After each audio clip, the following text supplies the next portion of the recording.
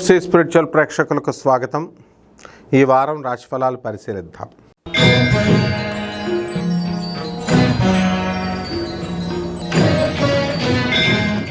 వృషభ రాశి.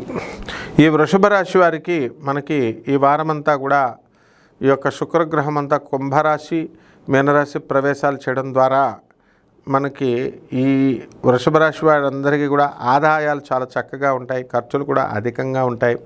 మరి ఊర్లు వెళ్ళేటటువంటి మూడ్లో మీరంతా కూడా ఉంటారు. టికెట్లు, రిజర్వేషన్లు వీటితో బిజీగా గడుపుతారు కాబట్టి ఖర్చు కూడా సమానంగా అవుతుంది. అధికంగా బంధుమిత్రులు విందు వినోద కార్యక్రమాల్లో పాల్గొనడానికి మీరంతా కూడా సొంత ఊర్లు వెళ్ళడానికి సన్నద్ధాలు అవుతూ ఉంటారు.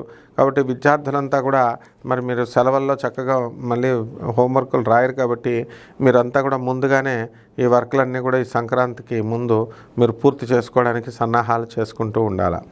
ఇక రియల్ ఎస్టేటు, ఈ యొక్క బిల్డర్సు ఎవరైతే ఉన్నారో అటువంటి వాళ్ళందరికీ కూడా మంచి వ్యాపారాలు అనేటటువంటివి సాగుతాయి. తర్వాత బిస్కెట్ వ్యాపారాలు, ఇలా ఫ్యాన్సీ స్టోర్స్, ఇలాంటి బిజినెస్లన్నీ కూడా మంచిగా వెళతాయి.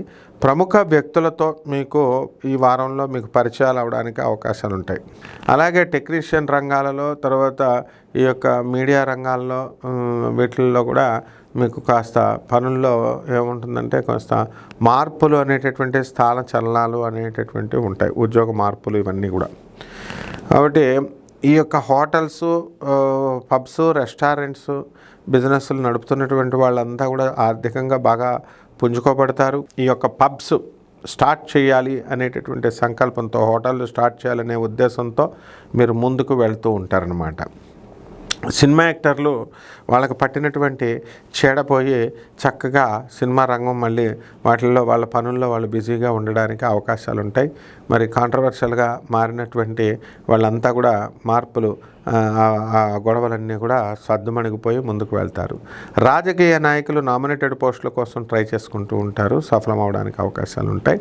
పరిహారాల దగ్గరికి వచ్చేసరికి ఈ గురు జపం చేసుకోండి, గురు స్తోత్రాలు చదువుకోండి. గురువుకి కిలోంపావు శనగల్ని మీరు పసుపు రంగు వస్త్రాల నుంచి గురువారం నాడు ఉదయం 6 గంటలకి మీరు దానం చేసుకోండి. అదేవిధంగా దశమహావిద్యల్లో ఒకటైనటువంటి తారాదేవి అమ్మవారి యొక్క హోమాన్ని మీ ఇళ్లలో జరిపించుకోండి. అలాగే ఈ యొక్క మేడి చెట్టు చుట్టూ ప్రదక్షిణాలు నీళ్లు వేసుకుంటూ మీరు ప్రదక్షిణాలు చేయండి. తప్పకుండా మీకు మంచి శుభం జరుగుతుంది.